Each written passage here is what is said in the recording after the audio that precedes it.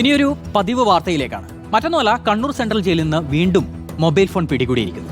1-ാം ബ്ലോക്കിലെ തടവുകാരനിൽ നിന്നാണ് ഫോൺ പിടിച്ചെടുത്തത്. കഴിഞ്ഞ 2 ആഴ്ചക്കിടെ 6 മൊബൈൽ ഫോണുകളാണ് കണ്ണൂർ സെൻട്രൽ ജയിലിൽ നിന്ന് പിടികൂടിയത്.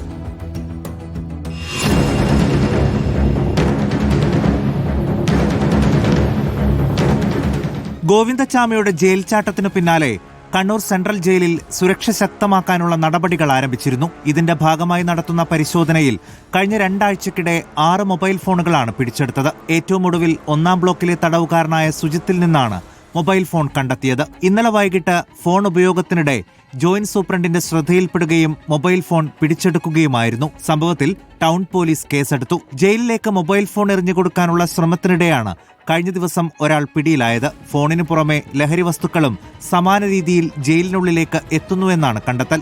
സുരക്ഷ ശക്തമാക്കിയതിനാലാണ് ഇത്തരം സംഭവങ്ങൾ റിപ്പോർട്ട് ചെയ്യുന്നത് എന്നാണ് ജയിൽ അധികൃതരുടെ പ്രതികരണം.